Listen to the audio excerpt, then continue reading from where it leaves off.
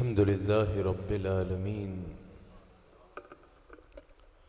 والصلاة والسلام على سيد الأنبياء والمرسلين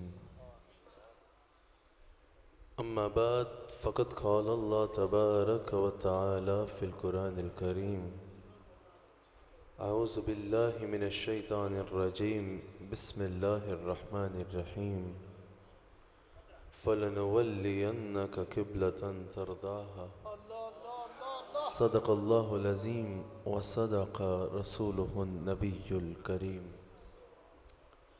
سچا ہے ہمارا مالک اور سچا ہے ہمارا خالق کہ سوا اس واحد و یکتا کے کوئی عبادت کے لائق نہیں، اور سچے ہیں اس کے پیارے حبیب آپ کے اور میرے آقا مولا رحمت للعالمین خاتم النبیین حضرت سیدنا محمد الرسول اللہ صلی اللہ علیہ وآلہ وسلم کہ جن کے ذکر کی اس خوبصورت محفل میں اور آپ حاضر ہیں۔ الحمدللہ حضور علیہ السلام کے ذکر کی خوبصورت مجلس نماز جمعہ سے پہلے سجی ہوئی ہے۔ میرے مرشد کریم صدارت فرما رہے ہیں، خوبصورت سادات اکرام علماء اکرام تشریف فرما ہیں۔ مسجد حاضہ کے خطیب صاحب مدد اللہ العالی آپ بھی تشریف فرما ہیں۔ اللہ تعالی اس شہر میں بسنے والے عشاقان مصطفیٰ کے عشق رسول کو ہمیشہ یوں ہی سلامت رکھے۔ ظاہر ہے جب ایسے علماء جیسے آپ کی مسجد کی خطیب تشریف فرما ہیں موجود ہوں گے، اور جس شہر کو نسبت حضرت مولانا شفیع قاروی رحمۃ اللہ علیہ جیسی شخصیت سے ہوگی، انشاءاللہ صرف یہ شہر مولانا غلام علی قاروی رحمۃ اللہ علیہ مولانا غلام علی قاروی رحمۃ اللہ علیہ جیسی شخصیت سے نسبت ہوگی تو انشاءاللہ صرف اس شہر میں اہل حق کے جھنڈے نہیں لہرائیں گے، بلکہ انشاءاللہ اس شہر کی فضا پوری دنیا کو اہل سنت کے عقائد سے روشن کرے گی۔ میں نے تھوڑی دیر آپ سے بات کرنی ہے، چند منٹ میں نے اپنی بات کو سمیٹنا ہے، اس لیے تمہید کو طول نہیں دوں گا۔ یاد رکھیے گا ایمان سب کے لیے بہت ضروری ہے۔ ایک اللہ کے قریب ہونے کے لیے سب سے ضروری چیز ایمان ہے، اور یاد رکھنا ایمان کا مرکز میرے مصطفیٰ علیہ السلام کی ذات ہے۔ ایمان کا مرکز مصطفیٰ علیہ السلام کی ذات ہے۔ جیسے اگر پرکار کی سوئی نقطے پر رہے تو دائرہ صحیح کھنچتا ہے، ذرا بھی سوئی نقطے سے ہٹ جائے تو دائرہ خراب ہو جاتا ہے۔ اسی طرح جب تک صاحب ایمان کی نظر گنبد خضرا تک رہتی ہے وہ صاحب ایمان رہتا ہے، ذرا بھی نظر اور عقیدت حضور کی ذات سے ہٹ کے کہیں اور جائے وہ دائرہ ایمان سے نکل جاتا ہے۔ جب قدم دائرہ عشق نبی سے نکلا بات ایمان کی اتنی تھی کہ ایمان گیا۔ رسول اللہ صلی اللہ علیہ وآلہ وسلم مرکز ایمان ہے، رسول اللہ مرکز ایمان ہے۔ یاد رکھنا باقی سب ارکان دین ہیں، ایک ایمان والا ہونے کے لیے وہ ضروری ہیں لیکن وہ ارکان دین ہیں، لیکن ایمان رسول اللہ سے محبت اور رسول اللہ سے تعلق کا نام ہے۔ ایمان رسول اللہ سے تعلق کا نام ہے، اور اللہ تعالیٰ نے ایمان کا معیار رسول اللہ کے صحابہ کو بنایا ہے، ہمیں حضور علیہ السلام کو ایسے مرکز ایمان ماننا ہے اور رسول اللہ پہ ایسا ایمان رکھنا ہے جیسا رسول اللہ کے صحابہ کا ایمان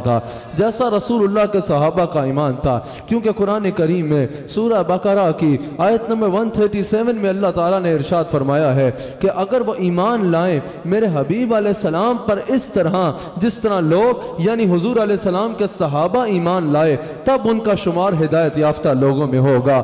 تب کسی کا بھی شمار ہدایت یافتہ لوگوں میں تب تک نہیں ہو سکتا جب تک وہ رسول اللہ پہ ایسا ایمان نہیں رکھتا جیسا صحابہ کا ایمان تھا۔ اب صحابہ رسول اللہ کو کیسے مرکز ایمان مانتے تھے؟ کیا رسول اللہ کو صحابہ صرف مخبر مانتے تھے؟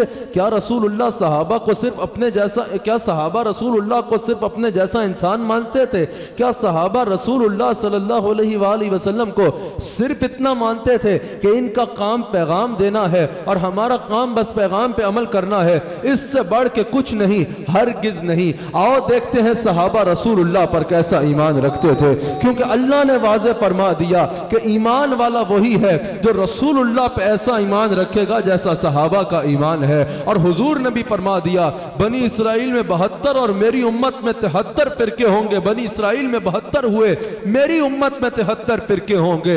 ایک جماعت جنتی ہوگی اور یہ وہ جماعت ہوگی جس کے عقائد صحابہ کے عقائد کے مطابق ہوں گے، جو صحابہ کے نقش قدم پہ چلے گی، جو صحابہ کے نقش قدم پہ چلے گی۔ تو آؤ دیکھتے ہیں کہ کون خالی نعروں کی حد تک صحابہ کا نوکر رہتا ہے اور کس کے عقیدے صحابہ کے عقیدے کے مطابق ہیں، کس کے عقیدے صحابہ کے عقیدے کے مطابق ہیں۔ چند منٹ میں نے اپنے مسلک کے کچھ عقائد آپ کے آگے رکھنے ہیں، آپ کی بھرپور توجہ درکار ہے۔ الحمدللہ اہل سنت کا عقیدہ کسی بازار سے نہیں آیا، اہل سنت کا عقیدہ اللہ کے قرآن سے آیا ہے۔ اہل سنت نے عشق کے نام پہ کوئی نیا بازار گرم نہیں کیا، بلکہ اہل سنت نے وہی عشق اپنایا ہے جو رسول اللہ کے صحابہ کا عشق تھا۔ رسول اللہ کے صحابہ رسول اللہ کو مرکز ایمان مانتے تھے، ان کے ایمان کا مرکز رسول اللہ کی ذات تھی۔ چند مناظر میں نے آپ کے آگے رکھنے ہیں، بخاری میں موجود ہے۔ میرے آقا علیہ السلام نماز پڑھا رہے ہیں، میں نے بالکل بلا تمہید گفتگو شروع کی ہے تیزی کے ساتھ۔ بخاری میں موجود ہے رسول اللہ نماز پڑھا رہے ہیں، ظہر کی نماز پڑھا رہے ہیں، 2 رکعات حضور نے پڑھا لی ہیں اور 2 ابھی باقی ہیں، اور دل میں خیال آتا ہے کیا ہی اچھا ہو کہ مسلمانوں کا قبلہ بیت المقدس کے بجائے مکہ میں بیت اللہ کو بنا دیا جائے۔ میں نے یہاں بتانا صحابہ کا ایمان ہے، اور یہ بات سے آپ کے آگے اس بات سے یہ ثابت کرنا ہے کہ صحابہ کے لیے ایمان کا مرکز مصطفیٰ کی ذات تھی۔ صحابہ کے لیے ایمان کا مرکز مصطفیٰ کی ذات تھی۔ میرا عنوان ذیل میں رہے اور پھر اپنے عقیدے پہ مضبوط رہیے۔ رسول اللہ نے 2 رکعات پڑھائیں صلی اللہ علیہ وآلہ وسلم اور 2 باقی ہیں۔ دل میں خیال آیا کہ قبلہ بدل جائے۔ یہاں رک کے کہنا چاہتا ہوں، میرے سے اگر کوئی کہے نا کہ نبی ہم جیسا ہے، تو اگر اسی بات پہ رک جائیں، میں کہوں کہ ذرا تم کبھی مصلی پہ کھڑے ہو کے یہ ارادہ کر کے دکھاؤ نا کہ میں قبلہ بدل ڈالوں، قبلہ بدل ڈالوں۔ خیال سے ایمان جانے کا خطرہ ہے اور اظہار سے جان جانے کا خطرہ ہے۔ اظہار سے جان جانے کا خطرہ ہوگا، اور جس کے خیال آنے سے قبلے بدل جائے تم اس کو اپنے جیسا سمجھتے ہو، تم اسے اپنے جیسا سمجھ بیٹھے ہو۔ دل میں خیال آیا کہ قبلہ بدل جائے۔ اللہ کریم یہ بھی فرما سکتا تھا میرے حبیب علیہ السلام اگلی نماز سے قبلے کو بدل لینا، یہ بھی فرما سکتا تھا میرے حبیب یہاں پر سلام پھیر لو، اگلی پھر جدھر دل آئے وہاں سے جا کے نماز دوبارہ شروع کرو۔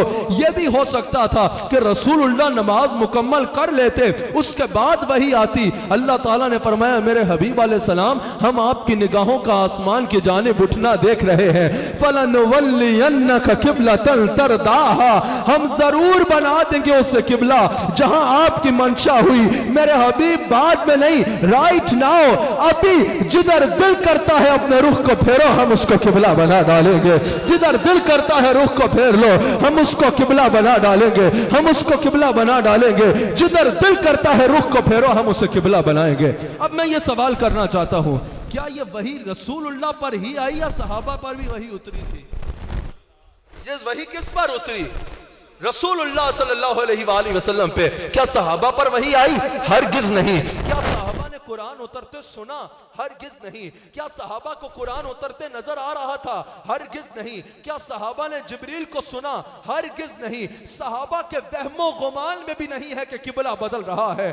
صحابہ کے وہم و گمان میں بھی نہیں ہے کہ برسوں سے جو اہل حق کا قبلہ رہا آج آمینہ کا لال اس کو بدلنے جا رہا ہے۔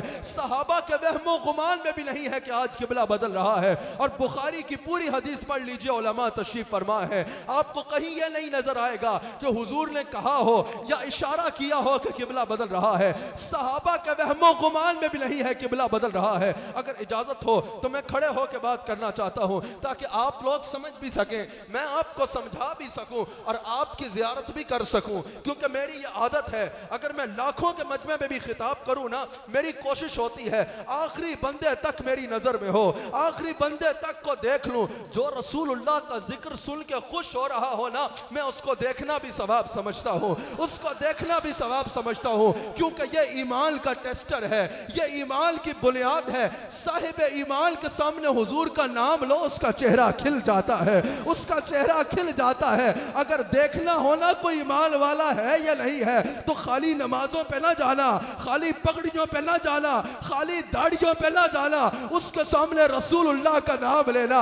اگر ایمان والا ہوا چہرہ روشن ہو جائے گا, اگر منافق ہوا تو چوسے بے آم کی طرح چہرہ مرجھا جائے گا. میں آپ کے چہرے دیکھ کے بات کروں گا, بہت تھوڑی دیر بات کرنی ہے لیکن بہت زیادہ آپ تک پہنچانا چاہوں گا. کیا رسول اللہ پہ وحی آئی یا صحابہ پہ وحی آئی؟ جواب یہ ہے وحی رسول اللہ پہ آئی. کیا صحابہ نے قرآن اترتے سنا؟ جواب یہ ہے ہرگز نہیں سنا. کیا رسول اللہ نے صحابہ کو اشارہ کیا کہ قبلہ بدل رہا ہے؟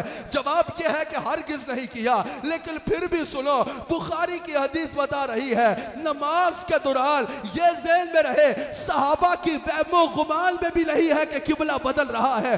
رسول اللہ کا رخ کعبے سے ہٹا اور ادھر ہوا, صحابہ نے ایک لمحہ نہ لگایا, رخ کعبے سے ہٹا کے یہاں کر لیا.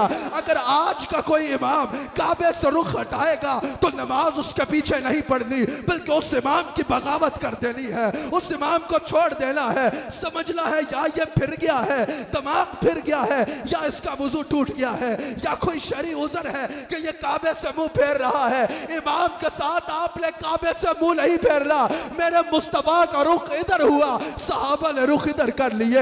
اگر آج بھی کوئی مسجد قبلتین میں جا کے لوکیشن کو سرچ کر لے تو ادھر بیت اللہ ہے تو ادھر بیت المقدس ہے, رائٹ ایٹ دی بیہائنڈ. رخ کو صرف تھوڑا نہیں پھیرنا تھا بلکہ امام کو مصلی سے ہٹ کے دوسری جانب جانا تھا, وہاں رخ کر کے نماز مکمل کرنی تھی. رسول اللہ کا رخ یہاں ہو رہا ہے, صحابہ کا رخ یہاں ہو رہے ہیں. یہ نہیں پتا کہ قبلہ بدلا ہے, صرف یہ پتا ہے رخ مصطفیٰ کا چہرہ مصطفیٰ کی سمت بدلی ہے, چہرہ مصطفیٰ کی سمت بدلی ہے. میرے سے کسی نے کہا نماز میں خیال مصطفیٰ ہے تو نماز ٹوٹ جاتی ہے. میں نے کہا صحابہ کے دحال کہاں تھے, چہرہ مصطفیٰ ادھر ہو رہا ہے, صحابہ کے چہرے ادھر ہو رہے ہیں. نیت یہ کی ہے منہ قبلے پہ اور بندگی اللہ کی. صحابہ کے رخ ادھر ہو رہے ہیں, حضور کا رخ ادھر ہو رہا ہے, صحابہ کے رخ ادھر ہو رہے ہیں. حضور دوسری طرف رخ کر کے چل پڑے, صحابہ رسول اللہ کے پیچھے پیچھے چل پڑے. کسی کو نہیں پتا کہ ادھر جا کے پڑھنی ہے یا بازار میں جا رہے ہیں یا سفر میں جا رہے ہیں. نیتی نواز ہے, رسول اللہ چل پڑے, صحابہ پیچھے پیچھے چل پڑے. میں نے عالم تصور میں جاننا چاہا, اور صحابہ رسول اللہ تو چلے گئے جب تمہیں نہیں پتا کہ قبلہ بدل رہا ہے, نماز بھی نہیں توڑی اور قبلے سے رخ پھیر لیا. صحابہ کا یہی جواب ملے گا, جس جگہ وہ نظر نہیں آتے ہم وہ رستہ ہی چھوڑ دیتے ہیں, ہم وہ رستہ ہی چھوڑ دیتے ہیں. قبلہ بنتا ہے اس جگہ ہی ریاض جس جگہ وہ رخ کو موڑ لیتے ہیں. رسول اللہ نے دوسری جانب رخ کر کے نماز پڑھی, صحابہ نے ادھر رخ کر لیے.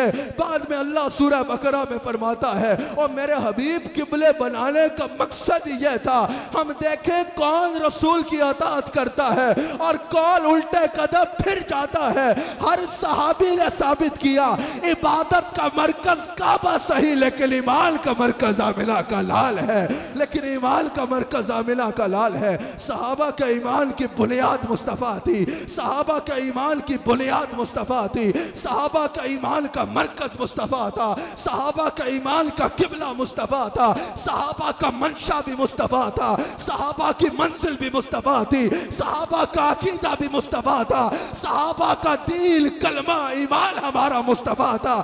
یہی وجہ ہے قبلہ ادھر ہے لیکن جدھر رخ مصطفیٰ جا رہا ہے صحابہ کی سمت وہاں ہوتی جا رہی ہے. ہاں, حجر اسود کو چوم رہے ہیں حضرت عمر فاروق. قاضی ایاز مالکی رحمت اللہ علیہ نے شفا میں نقل کیا ہے حجر اسود کو عمر فاروق رضی اللہ تعالیٰ عنہ چوم رہے ہیں. چومتے چومتے رک جاتے ہیں اور کہتے ہیں نسبت سن، میں جانتا ہوں تو جنت سے آیا ہے، میں جانتا ہوں کہ پہلے نبیوں نے تجھے چوما ہے، میں جانتا ہوں کہ قیامت کا دل تو چومنے والے کی شفاعت کرے گا۔ یہ سب جاننے کے باوجود سن لے، اگر رسول اللہ تجھے نہ چومتے تو عمر تجھے کبھی نہ چومتا، اگر عمر تجھے چوم رہا ہے تو اس کی وجہ فقط آمنہ کا لال ہے۔ ایمان کی اصل مصطفیٰ ہے، ایمان کی بنیاد مصطفیٰ ہے۔ اگر مصطفیٰ سے محبت ہے تو سب ہے، اگر مصطفیٰ سے محبت نہیں تو کچھ بھی نہیں۔ اللہ اکبر۔ دیکھو حضرت عثمان غنی کو رضی اللہ تعالیٰ عنہ۔ حضرت عثمان غنی جب ڈائیلاگ کے لیے مکہ جاتے ہیں، حضور حدیبیہ میں موجود ہیں، حضرت عثمان غنی مکہ جاتے ہیں، کفار مکہ نے کہا کہ اس مرتبہ تو ہم منع کر چکے ہیں، اس مرتبہ آنے کی اجازت نہیں ہے، آئندہ سال یا پھر دیکھی جائے گی، آئندہ پھر دیکھا جائے گا، اس سال آنے کی اجازت نہیں ہے۔ لیکن عثمان، آپ تو مکہ آ چکے ہو نا، آپ نے تو احرام بھی پہنا ہے، مکہ بھی آ گئے ہو، لو رب کا گھر سامنے ہے، جو کرنا ہے کر لو، اگر آپ طواف کرنا چاہتے ہو تو کر لو۔ اب ذرا بتاؤ، رب کا گھر سامنے ہو، احرام پہنا ہو، کس مسلمان کے منہ میں پانی نہیں آئے گا؟ اللہ اکبر۔ اللہ کا گھر سامنے ہے، لیکن میں قربان جاؤں عثمان غنی کے جواب کے اوپر، میں قربان جاؤں عثمان غنی کے جواب کے اوپر۔ ان سے بڑھ کے کعبے کا عاشق کون ہوگا؟ پیدا ہوئے تو مکہ میں ہوئے، پرورش پائی تو کعبے کے سائے میں پائی۔ حضرت عثمان غنی سے بڑھ کے کعبے کا عاشق کون ہوگا؟ لیکن حضرت عثمان غنی نے کہا رسول اللہ کو چھوڑ کے تم مجھے عمرے کی اجازت دیتے ہو، اگر رسول اللہ طواف نہیں کریں گے تو عثمان بھی طواف نہیں کرے گا۔ حالانکہ رسول اللہ نے منع نہیں کیا، لیکن وہاں عثمان غنی کہہ رہے ہیں اگر رسول اللہ طواف نہیں کریں گے تو عثمان بھی نہیں کرے گا۔ پتہ چلا کہ ان کے ایمان کا مرکز مصطفیٰ کی ذات۔ آخری بات کر کے اپنی بات کو ختم کرتا ہوں، طبرانی میں بھی موجود ہے، کئی کتب حدیث میں موجود ہے، حضور علیہ السلام جلوہ گر ہے، حضور نے عصر کی نماز ادا فرمائی۔ آپ کی توجہ ہے نا؟ حضور نے عصر کی نماز ادا فرمائی، اور حضور علیہ السلام نے نماز ادا فرما کے حضرت علی کو کسی کام سے بھیجا ہوا تھا۔ مولا کائنات واپس آئے، حضور نے فرمایا علی میں کچھ تھکاوٹ محسوس کر رہا ہوں، آرام کروں گا، ذرا بیٹھو۔ حضور بیٹھے، حضرت علی بیٹھے، حضور نے علی کی گود میں سر رکھ لیا۔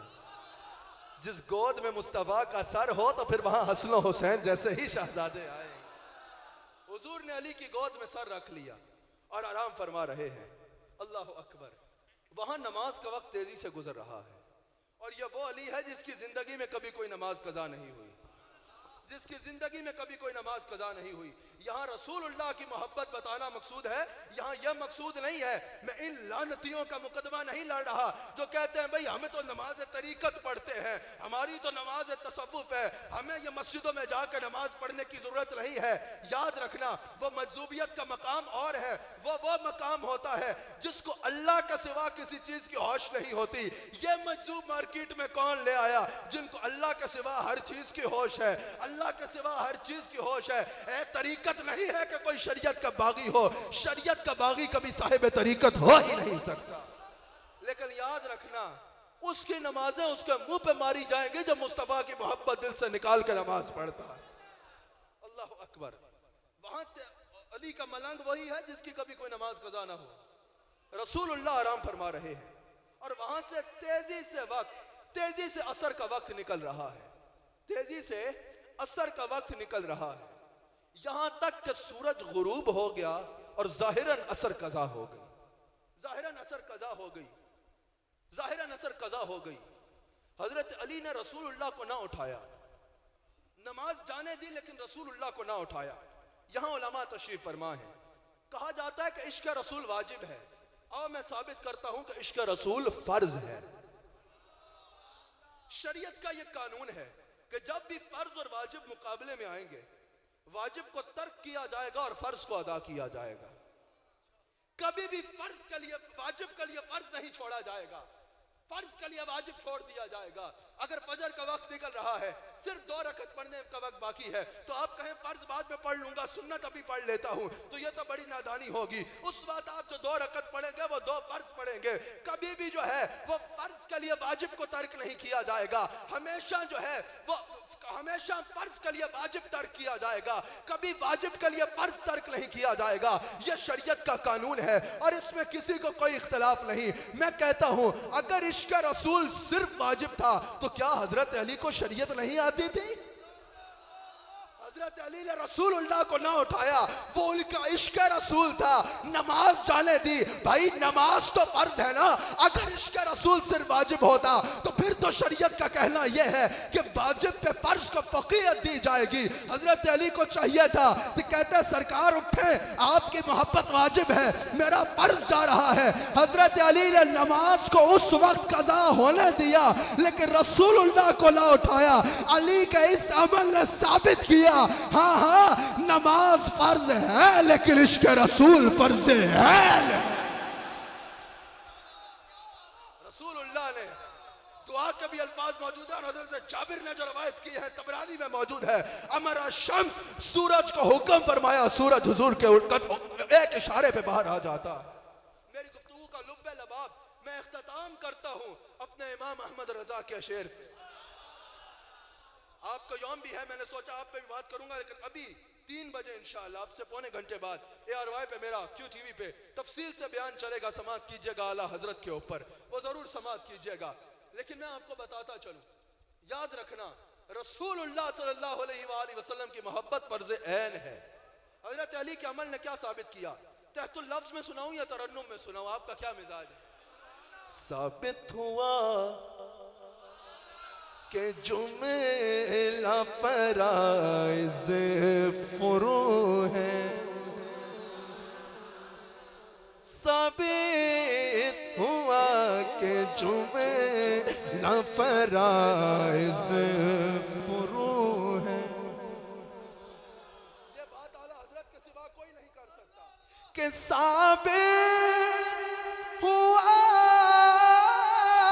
کہ جملہ فرائض فرو ہے، ثابت ہوا کہ جملہ فرائض فرو ہے. اصل الاصول بلدگی استاج برق ہے. اصل الاصول بلدگی استاج برق، ہاں اصل اصول بلدگی استاج برق، ہاں اصل اصول بلدگی. کعبے کا نام تک نہ لیا طیبہ ہی کہا، کعبے کا نام تک نہ لیا طیبہ ہی کہا. پوچھا تھا ہم سے جس نے کہ لوزت کدھر کی ہے، اس کے تو فعل حج بھی خدا نے کرا دیے، اس کے تو فعل حج بھی خدا نے کرا دیے. اصل اصول اصل مراد حاضری اس پاک در کی ہے. اسی منٹ میں نے مائک کو چھوڑنا ہے. ایک بار ہاتھوں کو اٹھاؤ، یہ مجمع گونج اٹھے اور ہم پھر نماز پڑھیں. تیرگی میں اجالا ہمارے نبی. اس موضوع پہ میں 1 گھنٹہ اور بول سکتا ہوں، میرا تو ابھی طبیعت لگی ہے تقریر پہ لیکن وقت کم ہے. تیرگی میں اجالا ہمارے نبی، روشنی کا حوالہ ہمارے نبی. کون کون رسول اللہ کے علم غیب کو ماننے والا ہے؟ خود بیٹھ جاؤ، ہاتھوں کو اٹھا لو. غیب دا کملی والا، غیب دا والا، غیب دا کملی والے ہمارے نبی. سب سے لا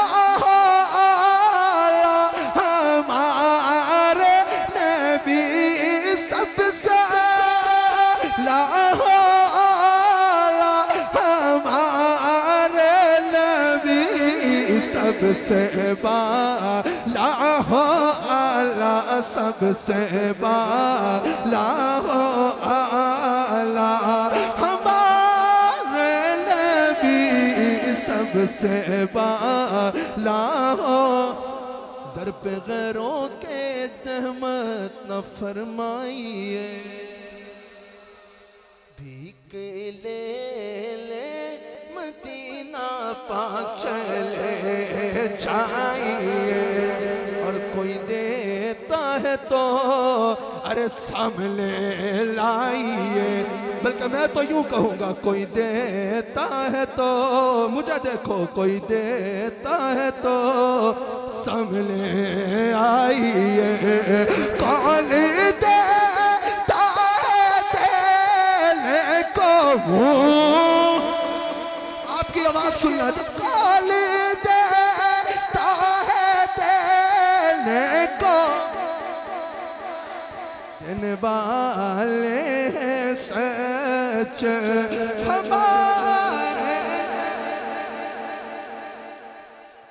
سبحان اللہ سبحان اللہ حضرات محترم صفیں درست فرما لیں اللہ تعالیٰ صاحبزادہ والا شان کے علم و فضل میں اور برکت عطا فرمائے اللہم زد فزد اللہم زد فزد سن صفیں درست فرما منافقین دی منافقت سارا دے سارا اور ہر قسم دی بری نظر تو محفوظ رہا اے کریم خصوصی کرم فرما اسا سارے دے حال تے رحم فرما مسجد اعلیٰ دے خطیب صاحب حضرت علامہ صاحب آپ کی عزت مزید اضافہ فرما مسجد اعلیٰ دی کمیٹی کی برکت اور رحمت اور اللہ اسا سارے دے حال تے رحم فرما سب دے صغیرہ و کبیرہ گناہ معاف فرما ساڑھے آواز کی طرف نہ دیکھ اپنی رحمت کی طرف دیکھ ساڑھے سیاہ دلوں کی روشن کا ساڑھے سخت دلوں کی نرم کا ساڑھے دلوں دے ٹڑے پن کی دور کر دے ساڑھے دلوں دے زم کی اتار دے ساڑھے دلوں کی بغض و نات تو پاک کر دے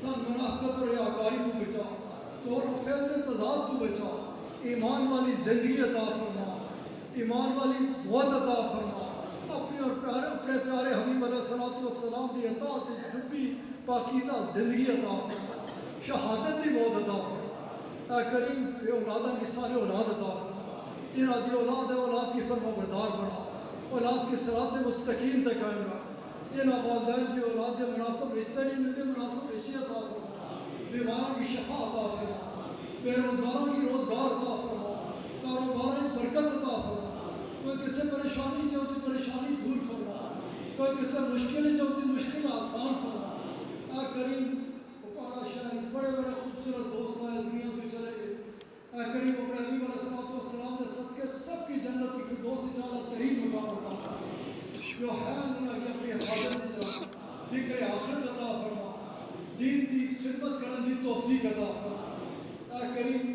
اپنی رحمت دے تمام دروازے ایسا سارے دے کھولنا ہر خیر دینے ایسا سب کی نواز اور ہر شرط میں ایسا سب کی محفوظ رکھ کشمیر دے مظلوم مسلمانہ دی مدد فرما غائبانہ امداد فرما اے کریم امت مسلمہ کے اتحاد عطا فرما اے کریم اپنے حبیب علیہ السلام دے صدقے اپنے کرم تھی کسے کی محروم مت رہا اپنی ساری مخلوق تے کرم فرما سب دا تعلق مدینہ پاک لا جوڑ دے سب کی مدینہ پاک دی حاضری نصیب فرما ربنا تقبل منا انك انت السميع العليم وتب علينا انك انت التواب الرحيم وصلى الله تعالى على خير خلقه ونور عرشه